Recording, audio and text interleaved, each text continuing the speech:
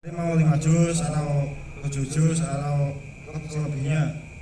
Nah, kalau udah ditarget, biasanya tuh di dalam dirinya itu kalau belum selesai pada hari itu, maka batin itu gelisah apa gimana gitu. Nah, akhirnya ngaji menyelesaikan target. Nah, sampai sekarang mungkin itu. Masya Allah ya, di targetnya Mas Obed sebenarnya cita-citanya sehari berapa juz atau lembar sih? 10 juz. Masya Allah, berarti qobla sholat 1 juz, pada sholat 1 juz, Sewaktu luangnya. sewaktu luangnya. Ya pernah ada sebuah mendapatkan wah sudah baru 5 juz sudah berat banget rasanya. Pernah sih niatnya berubah-ubah dan Apa itu niatnya apa awalnya? lu gara-gara antum itu ngomong apa namanya? Giveaway. Masya Allah. Kok gitu kok niat itu kalau giveaway. Tahu gitu. Terus akhirnya dua-duanya. akhirnya dua-duanya. Tapi insya Allah itu sebuah motivasi ya. Semoga tidak hanya dunianya yang didapat, tapi benar-benar akhiratnya pun dapat. Sego pecel, lawai kerupuk rambak, donyane kecekel, akhiratnya kecanda. Ya. Dua-duanya dapat ya kan, akhirat dan dunianya. Bagus ya. Ini perlu ditiru semangatnya Mas Obin ya. Yang pertama, Masya Allah ini ya. Berapa kali khatam Mas Azam? 7 kali khatam lebih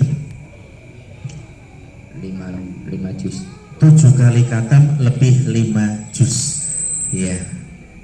Kenapa kok bisa sampai 7 kali khatam? Ini motivasinya apa? Coba dijelaskan.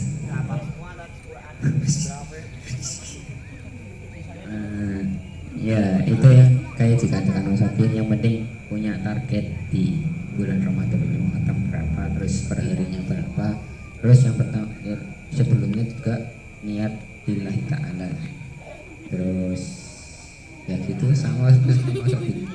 Ya gitu ya. Sempat tidak mendapati kesulitan ini? Sudah kok belum 4 juz, 4 kali khatam, 4 kali khatam ya gitu. Pernah kan? Jelas udah minggu-minggu terakhir yang ya pokoknya udah sebelum iktikaf itu udah yang mulai ngurusin kaleng, ngurusin duit, terus ya itu mulai sibuk, jadinya mungkin sehari jadi 5 juz doang kalau nggak 6. Masya Allah ya, ini jadi perlu diketahui nih Mas Azam ini dia juga Ustadz amanai, yaitu mengumpulkan uang sedekah pahala, sedekah pagi dan seseduh ya. Jadi waktunya juga mikirin bagaimana anak-anak ngambil sedekah pagi, seseduh ya. Tapi Masya Allah tetap berjalan karena beliau ini kalau dikasih amanah itu Masya Allah selalu ditekuni ya. Jadi ibaratnya kalau dijadikan sebuah kayak misalnya malaikat penjaga kubur, ya udah jaga kuburan aja, nggak merusui penjaga apa itu neraka, nggak merusui pencatat amalan, nggak merusui orang kayak kita ya, dijadikan sekretaris ngurusi bagian duit, disuruh ngurusi son malah ngurusi air. Iya, jadi fokus ya. Terus mau nggak ini sisa Ramadan ini dihabiskan biar khatamnya semakin banyak ini Mas Azam? Kalau di rumah kayaknya susah. Oh, kenapa kok susah? Ada setan gepeng kah? Ya begitulah. Masya Allah. Nah ini harusnya Mas Azam minta sama Allah, Allahumma ini as'aluka husnul khatimah, Allahumma ini as'alukal istiqomah, yaitu agar diberikan keistiqomahan ya. Artinya yang biasa tilawah di pondok sekian juz ya di rumah pun sama, maka jadikan rumahmu seperti pondokmu ya. Jangan sampai kesibukan kebaikan itu hanya di pondokmu, tapi ketika di rumah kamu melepas bajumu, statusnya santri kamu lepas. Jangan sampai. Kalau perlu kamu syiarkan Quran di rumah kamu dakwahkan Quran di rumahmu, dan sikap perbuatan kamu sebagaimana yang sudah terbiasa yang kamu lakukan di pondok.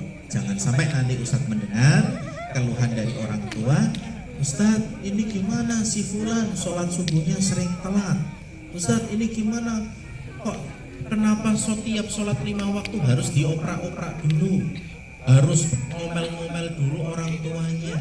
Ustadz tidak mau dengar seperti ini. Ustadz ini gimana anak saya mondok di Cahaya Quran hanya di kamar terus, ngepel tidak, nyapu apalagi, mandi apalagi, nggak pernah mandi. Ustadz tidak mau dengar seperti ini. Maka kesempatan kamu pulang besok, maka manfaatkan untuk birrul walidain, yaitu membantu